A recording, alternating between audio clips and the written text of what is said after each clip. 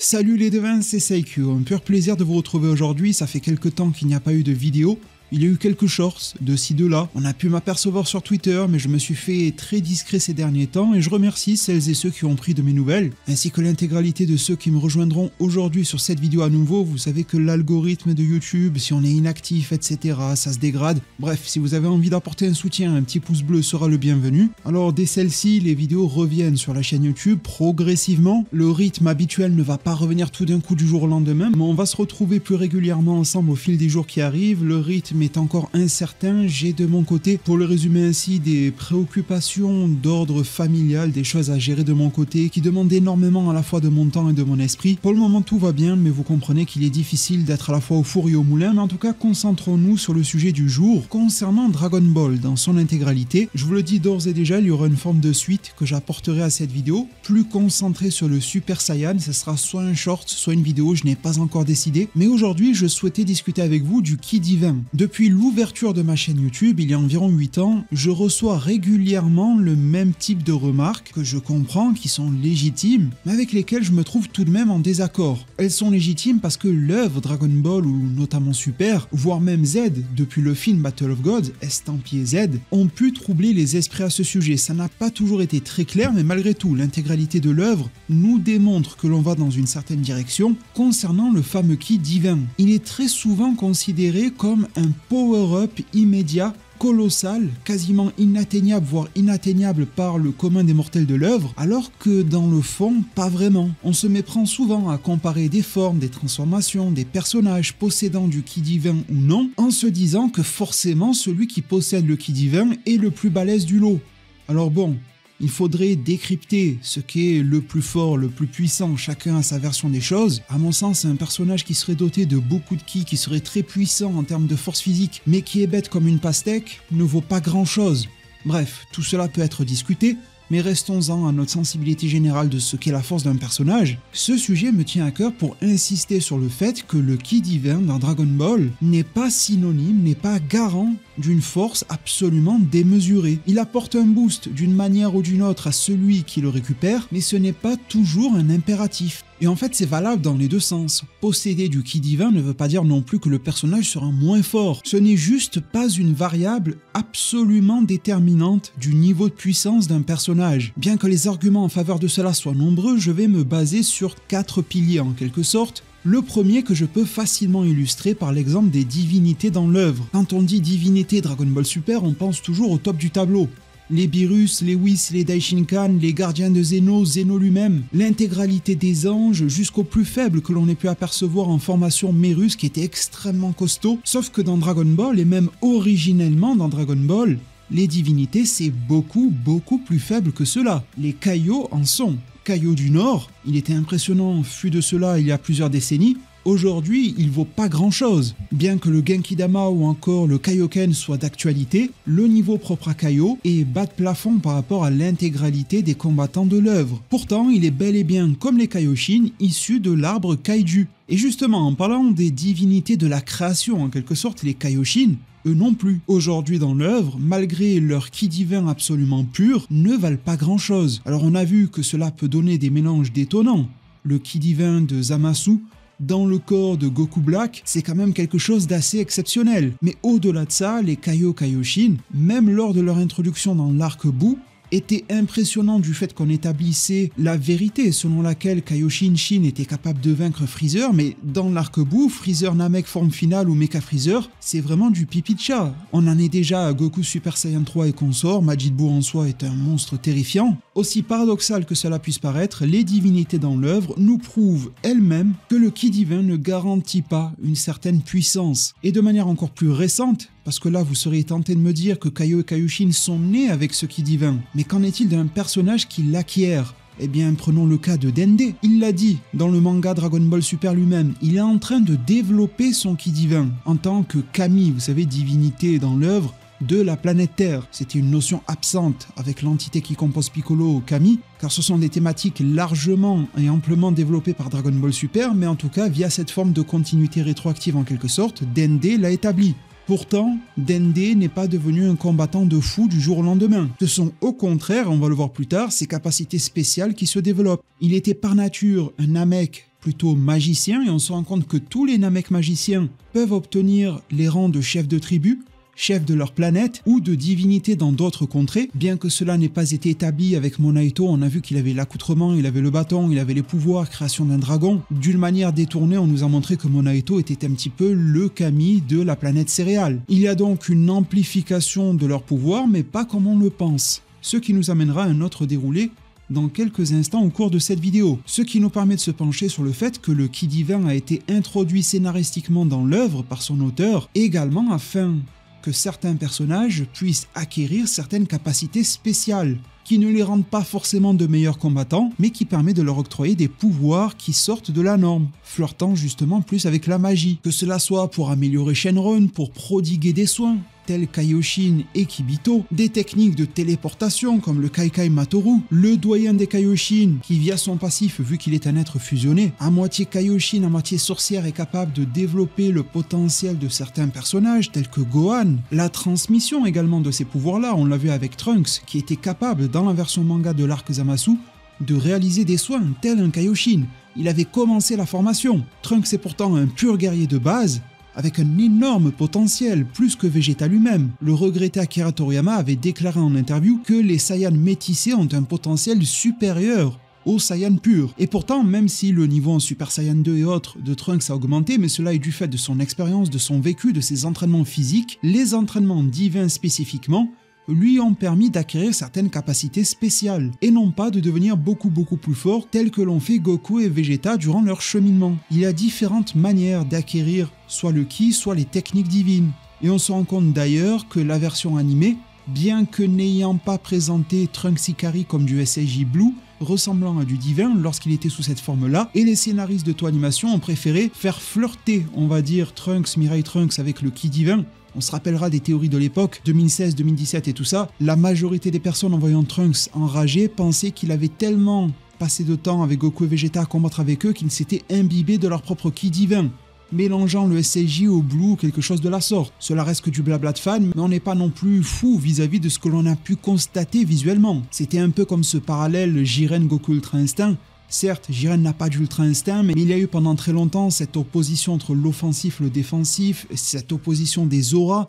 On a su en interview que c'était surtout une opposition des codes visuels, mais encore une fois, nos yeux ne nous ont pas trahis et on a bien vu ce que l'on a vu. Et donc, si l'anime a fait flirter Mirai Trunks avec le Ki divin à sa manière, c'était plutôt avec un power-up physique. Tandis que dans le manga, beaucoup plus proche des pensées d'Akira Toriyama par ailleurs, on se rend compte que, en étant avec des Kaioshin, Trunks a également développé des capacités spéciales, avec une formation beaucoup plus approfondie. Et transitons justement vers l'avant-dernier point structurant ma pensée ce jour. Je pense qu'il y a également, même si ça n'a pas été dit noir sur blanc dans l'œuvre, la majeure partie de cette vidéo relève de manière manifeste de mon analyse de la situation, et c'est aussi pour cela que vous venez sur la chaîne et je vous en remercie. Eh bien, je pense que ça dépend également des limites personnelles des différents personnages. On s'est tous plus ou moins fait la remarque que sans Ki divin, et en mettant DBGT de côté, Goku et Vegeta ont certes évolué. Le Goku à la fin de Z ou de DB tout court face à Oob transpire la puissance alors qu'il est en forme de base. Certains éléments comme le film Battle of Gods avant l'avènement du Ki divin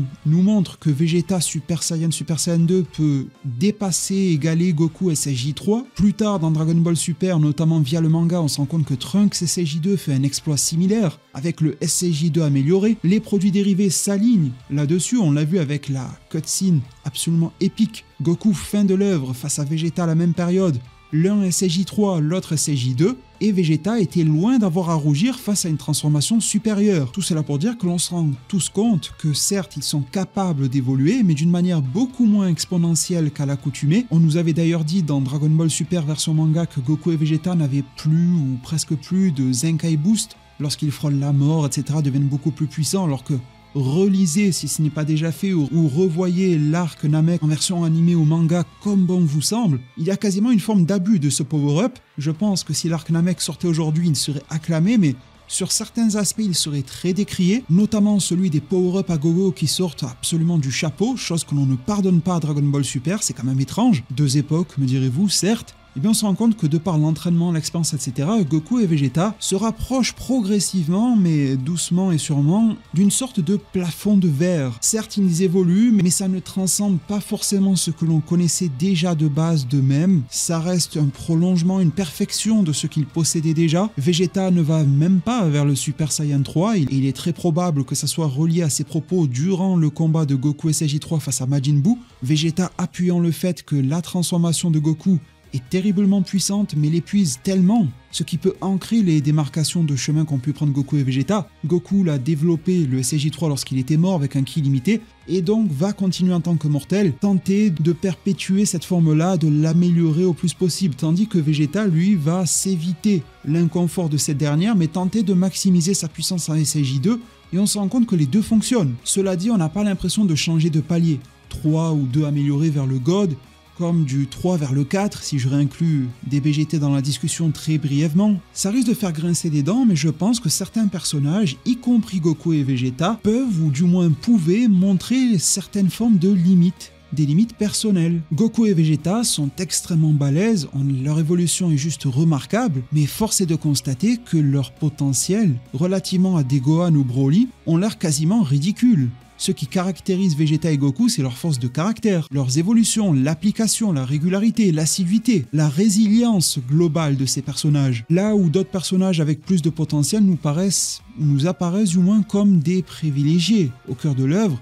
et la plume de l'auteur les a dotés de certains potentiels qui arrangent à la fois ce scénariste que les personnages au cœur de cette œuvre de fiction. Et lorsque des personnages comme Goku et Vegeta, qui sont primordiaux à l'œuvre, atteignent une certaine forme de limite, car au final leur potentiel peut être exploité, mais on ne peut pas non plus leur en improviser un, eh bien on va tenter de les insérer au cœur d'autres sphères scénaristiques. Et une fois donc ce potentiel mortel accompli, on les insère dans le milieu divin. Ils repartent en quelque sorte de zéro, il y a à peu près tout à apprendre, et cela peut donner de nouvelles années d'écriture, de développement, de transformation ultra colorée dans tous les sens, avec ses limites, évidemment, telles que l'Ultra Instinct qui, à mon sens, et j'ai déjà décrypté le sujet en vidéo, patauge dans son développement depuis quelque temps. Il devient difficilement lisible, compréhensible pour une majorité des fans, alors qu'à la base, c'était certes extrêmement impressionnant, mais très simple à comprendre. Bon, en tout cas, jusqu'à aujourd'hui, dans l'Ultra Ego, dans l'Ultra Instinct, Vegeta et Goku y trouvent des développements, chose qu'ils n'auraient pas pu avoir, ou pas si facilement du moins, s'ils étaient restés du côté mortel. Chose que d'autres personnages peuvent se permettre. Dernier fondement majeur à cette vidéo, le potentiel et le confort du guerrier. Celui-ci accueillera ou non le ki divin, évidemment en fonction du besoin des scénaristes, ça on l'a évidemment tous compris, mais cela serait justifié au cœur de l'œuvre, retranscrit au cœur des pages ou des épisodes, via le fait que certains personnages ont leur manière d'évoluer. Un Gohan a clairement établi le fait qu'il évoluerait à sa manière, et peut-être plus en tapant du côté mortel, peut-être même du côté terrien, comme a pu le souligner l'animé, chose que le manga a repris plus en douceur durant le tournoi du pouvoir. Bon, c'est bien gentil de nous dire ça, mais il faut quand même penser et se rappeler que c'est le doyen des Namek qui a éveillé son potentiel, et c'est le doyen des Kaioshin qui l'a réveillé. C'est quand même de fortes influences divines ou relativement divines dans l'œuvre. Enfin bon, on va fermer les yeux sur ça. Le personnage de Gohan veut tirer parti et profit de son potentiel, de ce qu'il est. Il ne veut pas forcer la chose à rassembler 6 Saiyans et faire un rituel pour obtenir le SSJ God avec le cheat code. En parlant de cheat, il est quand même déjà bien servi. Sa forme Beast en est la démonstration pure, mais elle démontre également que ce personnage évolue d'une manière atypique. Lorsque Beerus demandera à Whis en chapitre 103 si cette transformation de Gohan est une évolution du Super Saiyan, Whis répondra que pas forcément, c'est quelque chose d'autre. Mais sans dire non plus que c'est du ki divin. C'est quelque chose qui lui est propre, qui le définit, qui le caractérise, dans lequel il est à l'aise pour s'épanouir en tant que guerrier. Ce n'est pas encore parfait, Gohan peut bénéficier de nouvelles évolutions, notamment vis-à-vis du contrôle de sa colère, de l'harmonie qu'il peut former avec cette dernière, mais il est plutôt sur un bon chemin pour s'affirmer dans sa propre voie. Et on se rend compte qu'à peu près chaque guerrier est en train d'en avoir une. Piccolo qui est devenu orange fluo comme un Yeti en plein été, Vegeta qui concurrence Goku avec son Ultra Ego, bien que je pense pour Goku et Vegeta que leurs chemins sont beaucoup plus proches qu'on ne le pense, mais à ce stade ils prennent quand même des directions opposées qui pourront peut-être les mener à la même destination plus tard. Et nous reste pour étayer cette dernière partie du propos le cas de Broly. Broly aura peut-être du ki divin, allez savoir ce que les auteurs ont en tête, peut-être. Aura-t-il droit à un rituel? Peut-être nous diront-ils que le ki divin est la clé pour qu'il puisse trouver l'apaisement, bien qu'il l'ait déjà trouvé. On l'a vu face à Gohan Beast. Sa prestation était exceptionnelle, mais en matière de contrôle, c'est quand même fort. Et il l'a fait sans ki divin. Pourtant, sa puissance, ça reconnecte avec le premier point. Il y a des personnages qui, de par l'accumulation de leur puissance, brute, Jiren, Broly, un Gohan Beast et d'autres, voire même des créations scientifiques comme Cell Max, peuvent égaler et dépasser de nombreux personnages qui sont soit divins de naissance ou ont acquis une puissance et des capacités divines plus tard. Du côté de Jiren et son univers 11, on a deux exemples assez représentatifs. Jiren, la puissance brute de manière mortelle, il le représente bien, et Toppo, lui, s'est élevé en tant que mortel, mais à un certain stade, il a glissé du côté divin. On savait qu'il s'était entraîné avec Margarita et l'animé avec sa fameuse forme Akaishin dans laquelle il a spammé les Akai. Ce personnage bénéficiant un énorme boost de puissance en accédant au ki divin. Toppo a suivi un cheminement très proche de Goku et Vegeta. Jiren, lui, a suivi un développement, bien qu'il a beaucoup plus d'entraînement dans les pattes, c'est pas la même mentalité, mais un développement similaire à celui de Gohan. L'aboutissement du combattant de par sa force en tant que mortel. Et il est capable d'impressionner les dieux eux-mêmes de par ses efforts. Gohan pourra les impressionner de par son potentiel. C'est pour ça que pour se recentrer sur notre brocoli, comme disait Kame Sennin durant le film de 93 en VF, le fait qu'il obtienne du ki divin n'est pas forcément acquis. L'auteur peut très bien faire en sorte que le personnage s'épanouisse également à sa manière. Et je vous avais proposé une idée il y a de cela quelques temps que je me permets de citer à nouveau, comme quoi et comme beaucoup le pensent, Broly pourrait nous pondre une forme mortelle ressemblante à un équivalent du Super Saiyan 4, de manière entre guillemets canon, et j'ai ma façon d'exprimer cette idée-là, qui celle-ci est beaucoup moins répandue, et j'espère que cette valeur ajoutée vous siera, à savoir que si Broly devait développer cette espèce de SSJ numéro 4 en quelque sorte, ce serait de par la combinaison entre son Super Saiyan Full Power maîtrisé, donc celui avec des pupilles, avec la forme Ikari, celle-ci tapant dans son potentiel Ozaru, mais en version humanoïde. Les deux réunis pourraient être pour moi les deux ingrédients parfaits pour obtenir ce simili SSJ4 dans DBS via Broly. Le hic dans tout ça, c'est que la forme Ikari, que d'ailleurs j'apprécie énormément, là ici je parle de celle de Broly et non de celle de Trunks, bien que celle du fils de Vegeta était sympathique, c'est qu'elle a été bien présente, extrêmement mise en avant durant le film DBS Broly en 2018, mais elle a disparu du manga. Vous pouvez aller chercher dans les pages bonus, dans les pages en elles-mêmes, depuis que Broly a été introduit dans la version manga, sa forme Ikari a été totalement éludée. Est-ce une partie remise à plus tard pour Toyotaru pour réintroduire tout ça, ou bien a-t-il voulu éviter de s'embourber dans le développement mortel de Broly, faire en sorte que cette forme n'existe pas du tout dans le manga pour n'éveiller aucun soupçon similaire au mien concernant une potentielle combinaison de la forme Ikari et de la forme Full Power maîtrisée. Après tout, combiner des pouvoirs, c'est assez fréquent, notamment dans DBS, le Kaioken avec le Blue est lui-même la combinaison du God et du SSJ de base, Goku qui tente de mixer l'Ultra Instinct et ses préceptes au Blue, bref, il y a beaucoup de choses de la sorte, pourquoi pas Broly. Si l'un des deux ingrédients principaux est enlevé,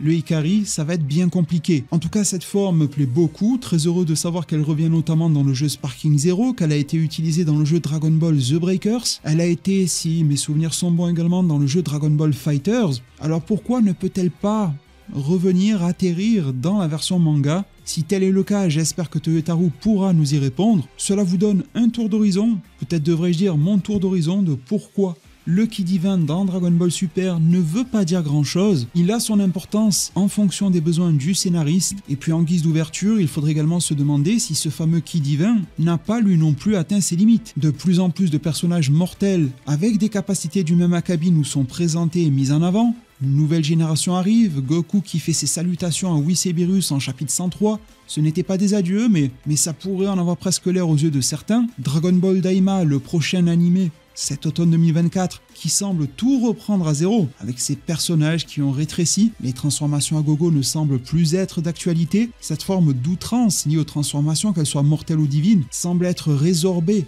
via l'anime Dragon Ball Daima, le manga Dragon Ball Super semble se focaliser sur certains appuis mortels du côté de Gohan et Broly, sur l'Ultra Ego et Instinct du côté de Goku et Vegeta, on pourrait limite éluder les autres formes et passer que de la forme de base aux formes Ultra, c'est possible. Il y a comme une tentative sous-jacente de réfréner un petit peu cette dynamique qui a pourtant été l'un des gros points d'appui de Dragon Ball contemporainement. À voir, mais si tel était le cas, la question se poserait alors, que feront des personnages comme Goku et Vegeta si le ki divin leur était retiré et que leur potentiel était atteint? Doit-on passer par le reboot entre guillemets façon Dragon Ball Daima? Doit-on passer le flambeau à la nouvelle génération tel que le chapitre 103 l'a fortement sous-entendu et l'indique clairement dans son titre? Beaucoup de questionnements auxquels je tenterai d'apporter des réponses au cours de mes prochaines vidéos et j'espère que l'œuvre en priorité le fera. Merci infiniment de m'avoir suivi du début à la fin de celle-ci. Abonnez-vous, likez, commentez et partagez, ça m'aidera énormément. Prenez tous extrêmement bien soin de votre futur et à plus pour de prochains arts divinatoires.